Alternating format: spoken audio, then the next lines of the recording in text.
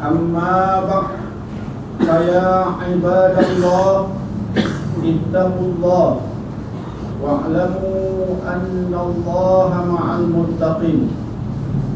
Hadirin sidang Jumaat yang dihormati lagi dimuliakan, kalimat yang kita tuturkan, tulisan yang kita tulis, sama ada dalam bentuk buletin, risalah ataupun tulisan di Facebook, blog dan sebagainya, kadang-kadang boleh membentuk persepsi kepada orang lain, dan kadang-kadang persepsi itu persepsi yang salah lagi negatif, sekaligus boleh mendatangkan faedah dan mudarat kepada Islam dan juga kepada umat Islam.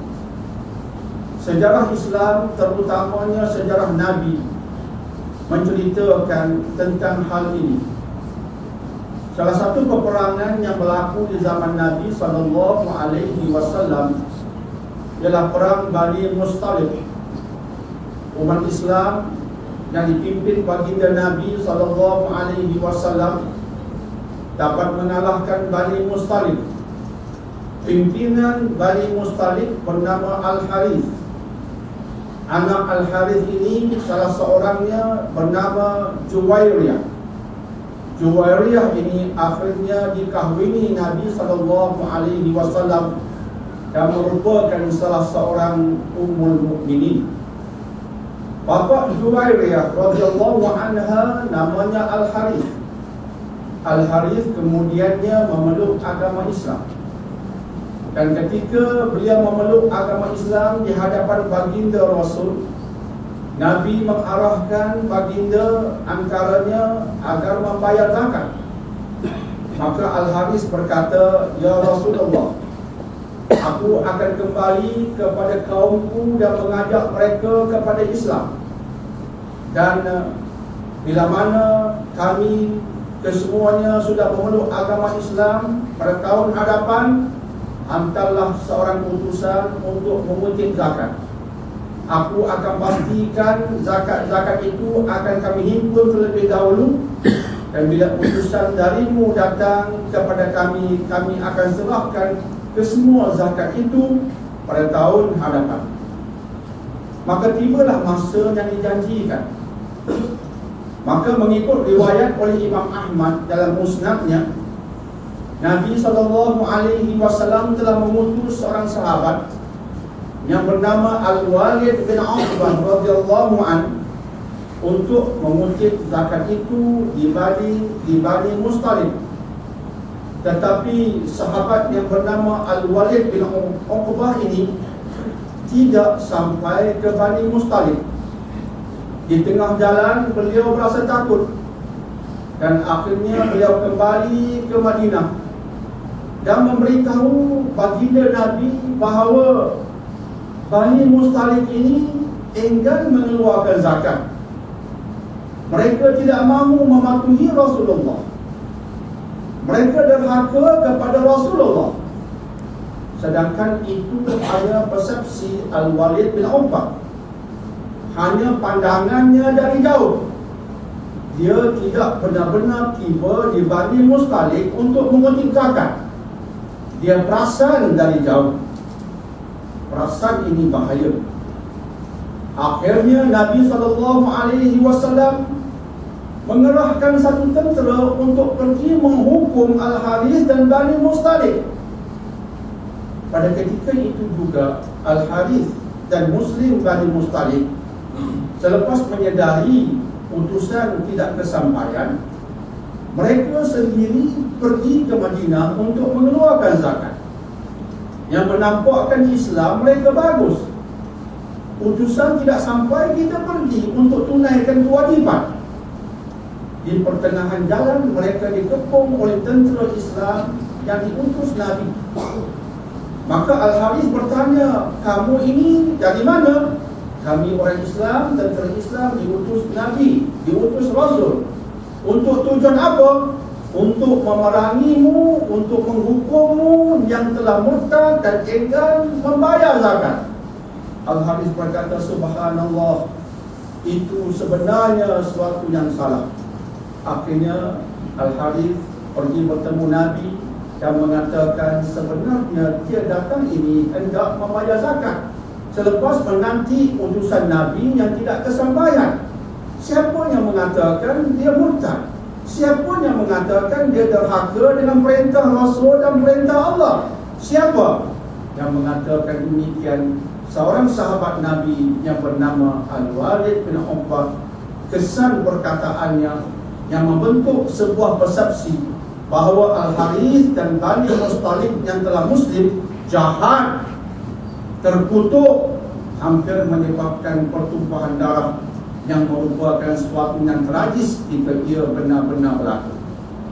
Maka berkaitan dengan isu inilah, berkaitan dengan insiden inilah, akhirnya turun satu ayat yang penting untuk sama-sama kita amati pada hari ini. Ayat 6 dari surah Al-Hujurat.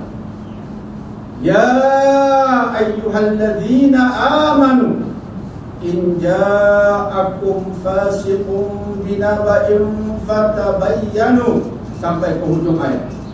Wahai mereka yang beriman, jika datang kepadamu seorang yang fasik memberitahu satu berita yang tidak baik tentang orang Islam yang lain, jangan terus mempercayai, jangan terus membenarkannya walaupun dia itu orang Islam, walaupun nampaknya baik.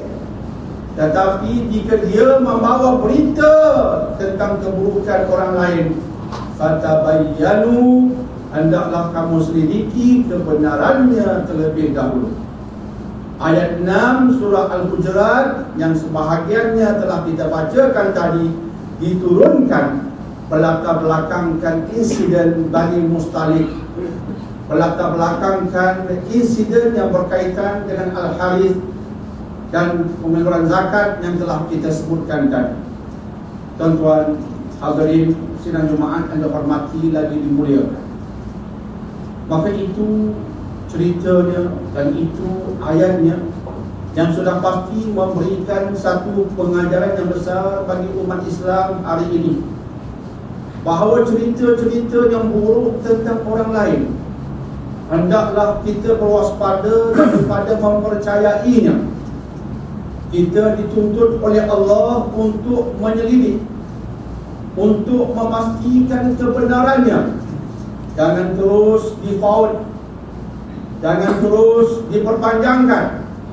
Sebab Allah mengatakan orang yang seperti itu dia seorang yang fasik. Seorang yang fasik bukan seorang yang melakukan dosa-dosa kecil, tidak. Dia telah melakukan dosa-dosa yang besar. Dan bayangkan ayat ini diturunkan berkaitan dengan sahabat Nabi. Sahabat Nabi yang bernama Al-Walid bin Uqbah. Bila kita sebut sahabat Nabi, kita berkata radhiyallahu an. Radhiyallahu an. Al-Walid bin Uqbah radhiyallahu an.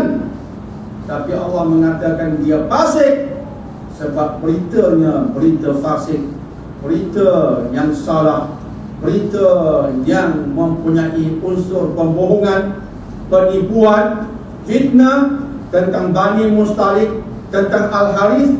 Walaupun beliau sahabat, Allah kata in ja'akum fasiqun, jika datang fasik seperti itu jangan diterima pandangannya, tetapi hendaklah dilakukan fatabayyanu, hendaklah diselidik terlebih dahulu.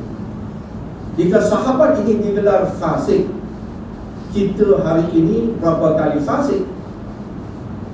Jika sahabat ini sekali tersilap seperti itu, Allah kata fasik, kita hari ini berapa kali fasik?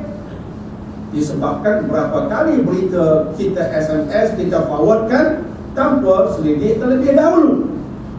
Berapa kali kita sampaikan maklumat kepada rakan kita tentang orang lain tanpa selidik terlebih dahulu.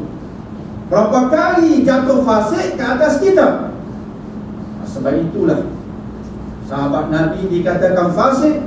Kita hari ini perlu lebih berhati-hati, sebab kita memang di era yang dipenuhi kefasikan. Justru jika datang SMS kepada kita menceritakan keburukan orang lain, selidik ataupun delete sahaja. Jangan di-forwardkan, jangan disebarkan. Jika ada di Facebook kita cerita tentang fitnah orang lain, delete dan selidik, supaya berita itu yang negatif itu tak tersebar kepada orang lain. Masukkan sahaja berita-berita itu dalam garbage bins yang ada di handphone kita. Masukkan sahaja dalam tong-tong sampah yang ada di internet, sebab berita itu tempatnya yang paling sesuai, paling layak ialah tong-tong sampah. Tuan-tuan hadirin sidang Jumaat yang dihormati lagi dimuliakan, Malaysia pada hari ini Parlimen telah pun dibubarkan, dan tidak berapa hari lagi insya-Allah semua dun-dun negeri juga akan dibubarkan, menandakan PRU ke-13 bakal berlangsung akan ditentukan oleh pihak SPR.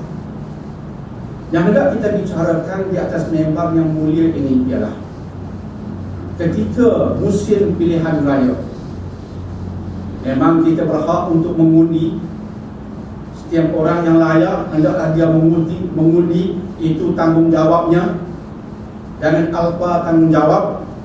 Khatib di atas member ini pun insya-Allah mengundi, insya-Allah akan mengundi. Azamnya seperti itu sebab tanggungjawab. Tetapi yang hendak kita bicarakan di atas member yang mulia ini ialah berkaitan ayat tadi.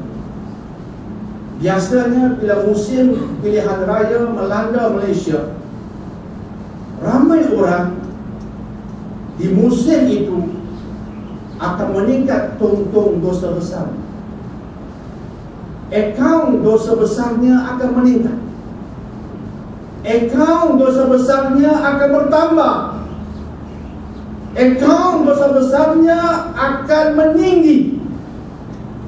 Akaun dosa besarnya tiba-tiba mengejutkan. Dosa besar yang macam mana? Akaun dosa besar di musim pilihan raya meningkat sebab lidah yang tidak terkawal. Di musim PRU biasanya lidah mudah mengutuk, lidah mudah mencaci, lidah mudah memaki, lidah mudah untuk menyebarkan fitnah tentang orang lain tanpa usul periksa. Jika sahabat tersilap sekali dalam bab itu, Allah kata fasik, kita bakal jadi berapa kali fasik. Dengan akaun dosa besar kita meningkat, berapa kali fasik akan berlaku pada kita. Facebook kita akan menyebarkan kefasikan yang bagaimana agaknya. Justru ayat 6 surah Al-Hujurat relevan teramat sangat pada kita umat Islam di era pilihan raya ini. Pilihan raya hanya satu proses yang demokratik, memberikan kita hak untuk memilih, bukan hak untuk meningkatkan dosa besar, bukan hak untuk menyebarkan fitnah, bukan hak untuk mati hamun. Semua ini kita bercakap di atas member yang mulia ini berdasarkan kisah berkaitan Bani Mustalik yang boleh kita rujuk dalam kitab-kitab sirah, antaranya kitab tulisan Syekh Hasan An-Nadwi, kitab karangan Dr. Sa'ad Ramadan Al-Buti. Nama kitab yang agung yang beliau karang ialah Fiqhus Sirah dan sebagainya, menceritakan tentang itu. Dan ayat 6 surah Al-Hujurat yang kita bacakan tadi, tafsiran seperti yang disebutkan tadi berdasarkan hadis Imam Ahmad dalam musnadnya, boleh dirujuk dalam kitab Tafsirul Quran Al-Azim oleh Imam Ibn Katsir, dan aplikasinya boleh kita rujuk pada Tafsir Al-Azhar oleh Hamka seperti yang telah kita sebutkan tadi. Semoga insya-Allah umat Islam di era pilihan raya ini menjadi orang yang matang, orang yang bertakwa, orang yang berakhlak, orang yang pandang jauh, dan bukan golongan yang akan meningkatkan akaun dosa besarnya sehingga akhirnya itu boleh menjadi sebab musababnya untuk dimukal masuk neraka Jahannam Wal'iyadu billah, wal'iyadu billah, wal'iyadu billah. A'udzu billahi minasyaitonir rajim. Ya ayyuhalladzina amanu udkhulu fis-silmi kaffah wa la tattabi'u khutuwatis syaitan innahu lakum aduwwun mubin. Wahai mereka yang ada iman, laksanakanlah Islam secara total ataupun sepenuhnya, dan jangan diikut langkah-langkah syaitan.